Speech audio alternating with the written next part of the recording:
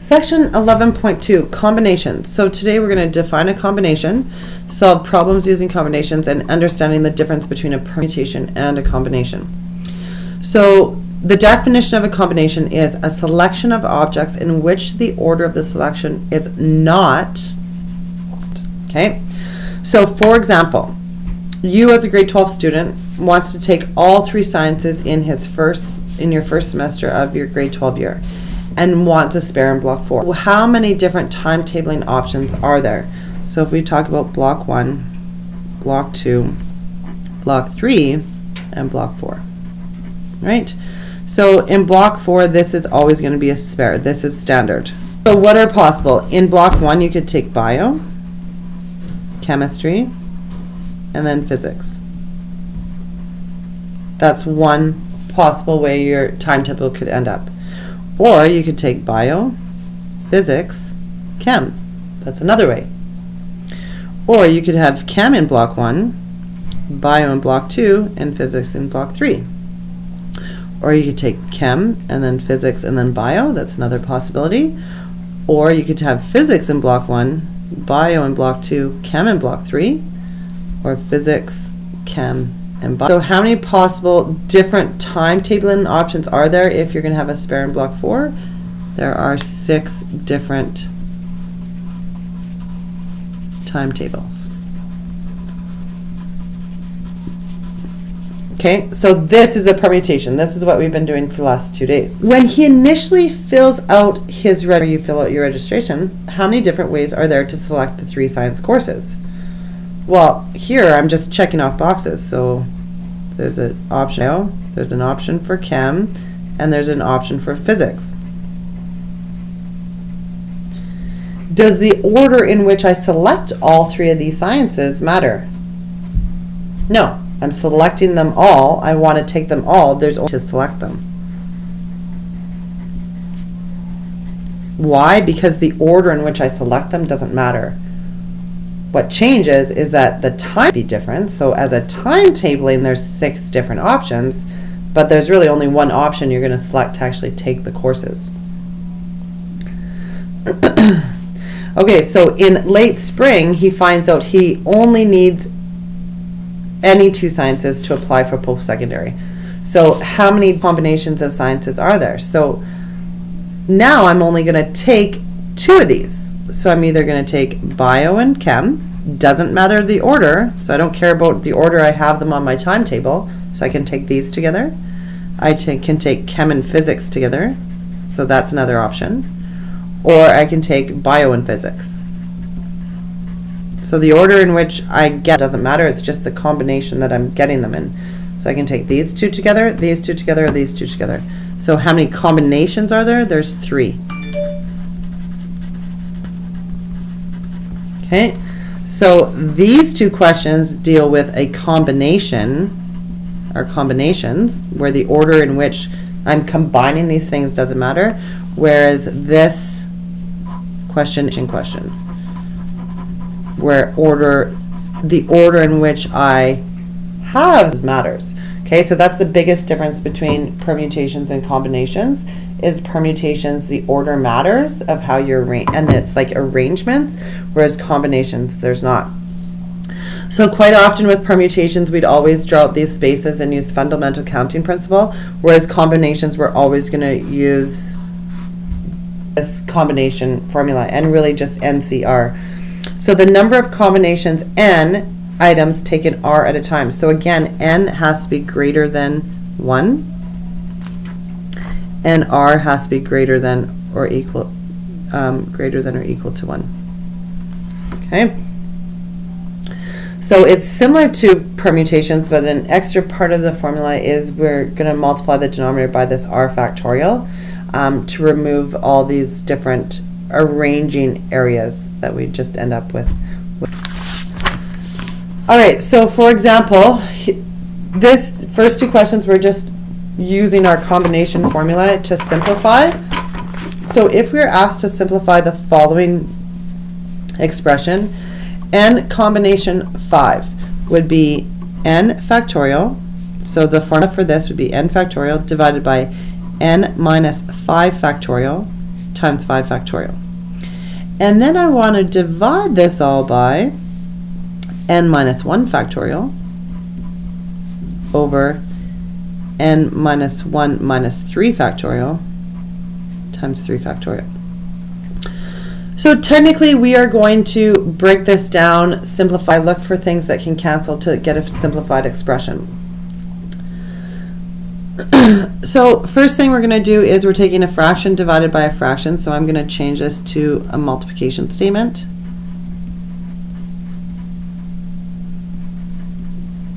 So I'm going to multiply this by n minus 1 factorial. No. Sorry, we want to multiply by the reciprocal, so we're going to reciprocate the bottom, which would be an n minus 4 factorial, because a negative 1 minus 3 times 3 factorial, all over n minus 1 factorial. All right, so now what we want to do is we want to start to expand these factorial notations to a point where we can start to cancel. So I can break down this n factorial to be really what this means is n times the number previous to that, which is n minus 1. And I'm going to stop at n minus 1 because I can see that it's going to cancel with this n factorial down here. And then up top, I'm going to take an n minus 4 and I'm going to break that down to one more step. So technically I'm multiplying all these in my numerator. And the next one preceding that would be n minus 5. And I'm going to stop there because that's going to cancel with this bottom expression. And then I'm going to leave the 3 factorial. In my denominator, the n minus 5 factorial is going to stay. The 5 factorial I'm going to break down to be 5 times 4 times 3. I'm going to stop there because I know that's going to cancel with my 3 factorial.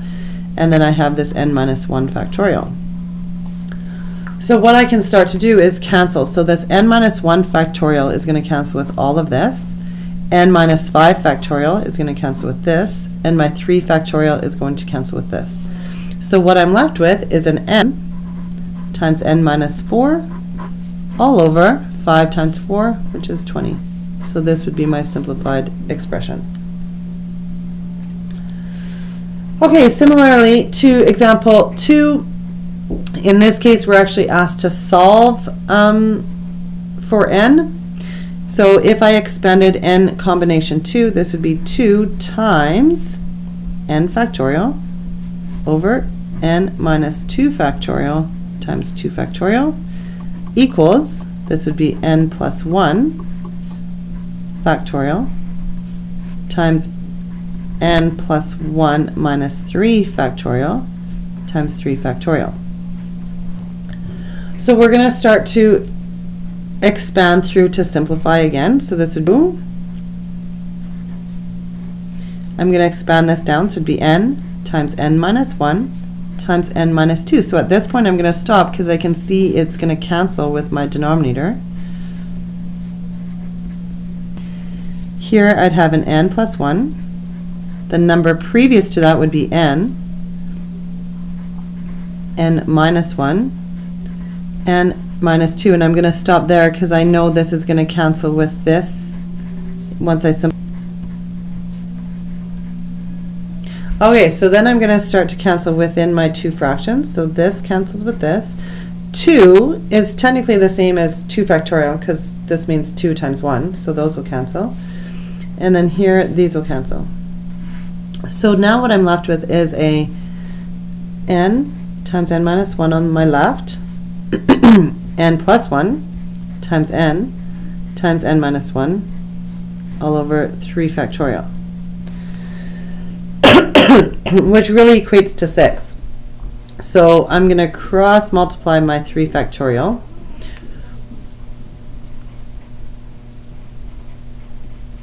If I were to bring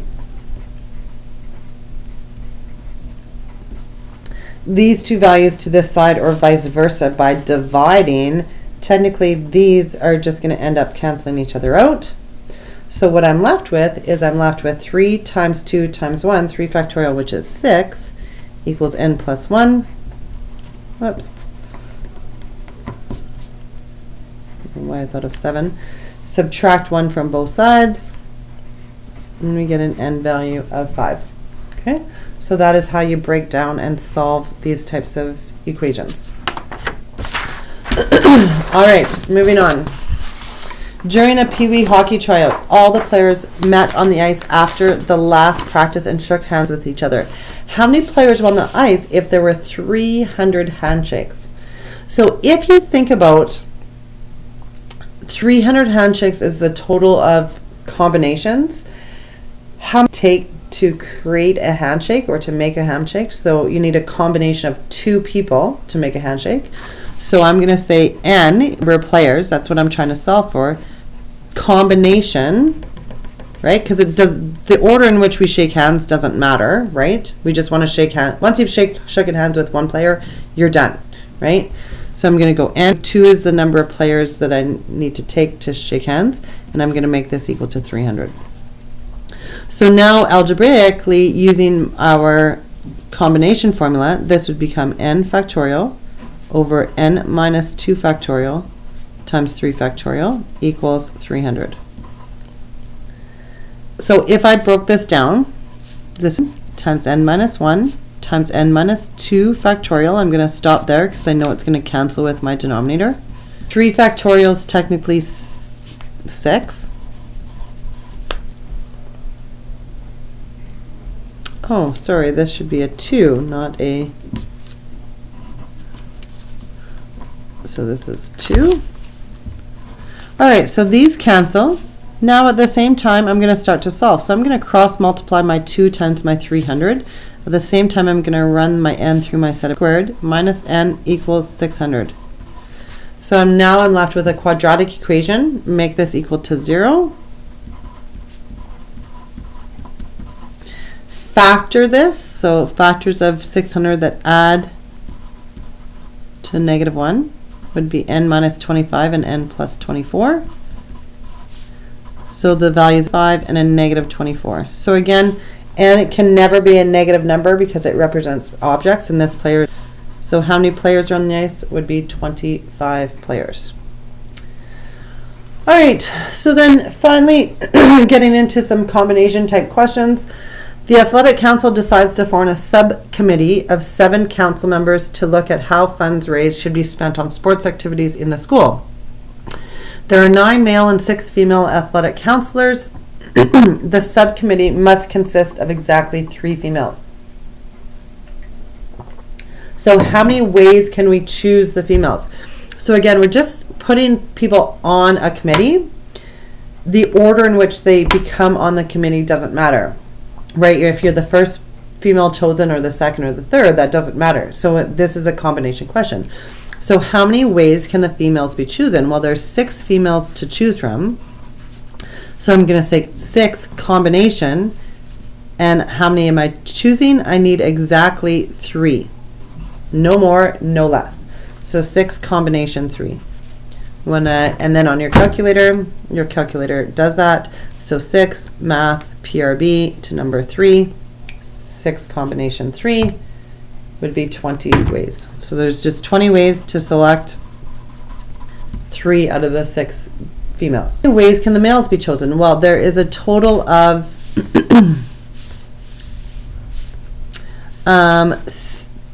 committee of 7 council members. So 7 have to be on the committee, 3 are going to be girls, so that leaves 4 to be the males. So I have 9 to choose from, so 9 combination, I'm choosing 4 of them.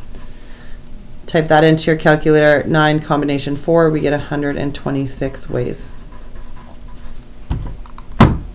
Over to math, PRB, number 3, combination 4, 120 ways. So how many ways can the subcommittee be chosen? Well, I need females and 4 males. So when we think of and, we want to multiply these. So technically it's 6 combination 3, which is 20, times 9 combination 4, which is 126. So a total of 2,520 ways the subcommittee can be chosen. On the committee does not matter. Okay, so what happens with some restrictions? How many ways can the subcommittee be chosen if Bruce the football coach must be included. So Bruce has to be on the committee. This is like a fixed, that's going to happen no matter what. So we're not even going to consider that in our combination, but we do have to take him out of the list of males from the subcommittee. So we still want exactly 3 girls, so that needs to be 6 combination 3. And we'll need 4 boys. But Bruce being one of the boys, there's only going to be 8 males to choose from left over, and I'm going to make this combination 3 because taking a male. So 6 combination 3 times 8 combination 8, or 3, sorry. 6 combination 3 times 8 combination 3 leaves me with 1,120 ways. So there's 120 ways the subcommittee can be chosen if Bruce, the football coach, must be included. All right, and then the last example deals with cards. Consider a standard deck of 52 playing cards. In the deck, there are, if you don't know cards, there are 13 diamonds in the deck, and every suit has an ace, 1 through jack, queen, and king. There are 13 hearts in the deck. There are 13 spades.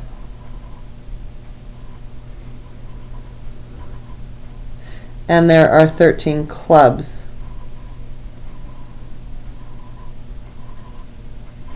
In the deck.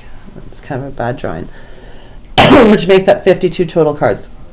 So consider a standard deck of 52 playing cards. How many different 5-card hands? So we're dealing the cards out.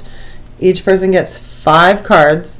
Okay, how many different ways could your hand consist of just all diamonds? It's just worrying about getting all diamonds. I don't want to choose from any part of the other deck. We're not talking about arrangements here. It doesn't matter how I am dealt those 5 diamonds.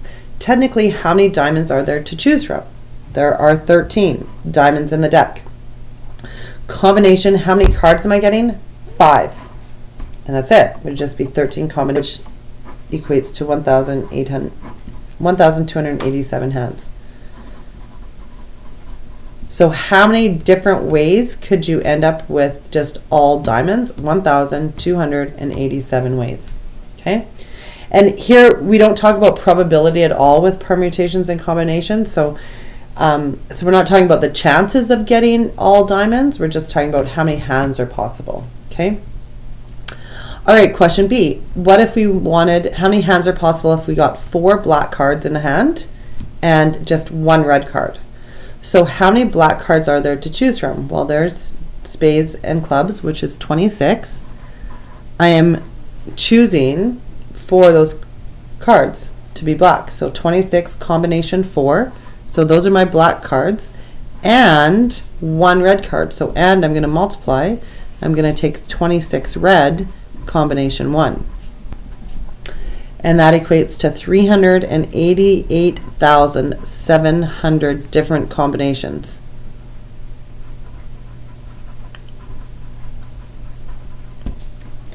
Okay. Okay, well, how many hands are possible to get 3 kings and 2 queens? So 3 kings, how many kings are in the deck? 1, 2, 3, 4. There's a king of diamonds, a king of hearts, a king of spades, and a king of clubs. So there's only 4 kings in the deck. Combination, I want 3 of them to be a king. Times, the word and means I'm going to multiply, 2 queens. Well, there's only 4 queens in the deck. Combination 2. So there would be 24 possible hands where you'd get 3 kings, queens. If you're not sure what this is called in like poker, 3 kings and 2 queens, this is called a full house. All right. At most 2 kings. So what does at most mean? At most could be 2. It could mean 1, or it could mean none. So what we need to do is we have to consider each of these three possible situations and then add our things together. So we said, well, 2 kings, how many hands are likely to get 2 kings? Would be 4 combination 2. So I've been dealt 2 kings, right? I don't want any more kings. So this would be 4 combination 2. So how many, and it doesn't matter the rest of doesn't matter the rest of the 3 cards, right? Because we're getting 5 cards in our hand. So 4 combination 2, that takes care of our kings. We still need 3 cards in a hand, but technically they can't be, I already have our kings. So the 2 kings that are left over, I want to remove that from the scenario. So there'd be 48 other random cards that doesn't matter what they are, combination 3. So 4 combination times 48 combination 3. 103,776. So that would be the number of ways to get 2 kings. Or, how many ways to get 1 king? Well, when we think about it, we're going to eventually add all of these values together. 1 king would be 4 combination 1. I still don't want the rest of my cards to be a king, so I'm going to remove them from my situation. There's 48 other cards in the deck. Combination, and I still need 4 more cards. 4 combination 1 times 48 combination 4 is 778,320. Or no kings. Well, what does that mean, no kings? Well, it would mean we can't include the kings at all in our combination. So out of the 48 other cards, we'd want all 5 cards to be dealt where none of them are going to be kings. So that value ends up to 712,304. So at most 2 kings would mean 2 or none. Add all these up and we get a total of 2,594,400 hands are possible. All right, and then the last question is at least 1 red card. Okay, so at least 1 could mean 1 red, 2 reds, 3 reds, 4 reds, or 5 reds. At least 1. So the only scenario that's missing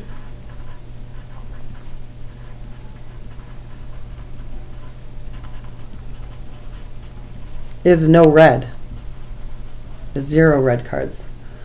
So the most efficient way to do this, rather than, you could do it like we did question D, do 1 red, add it to 2, add it to 3, add it to 4, and add it to 5, but that's 5 different pieces of work that you can do. Because we're only missing 1 event, we can set up the complement here again.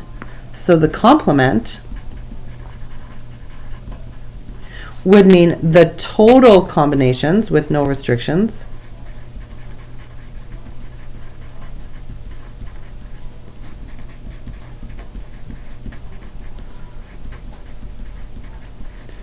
minus a 5 card hand with no red, right? Because no red, if I take that away from the total, whatever is remaining is going to be at least 1 red. Okay, so total combinations would be no restrictions. Well, there's 52 cards in the deck. Combination, I'm dealt 5 cards. Minus card with no red. Well, no red means all black.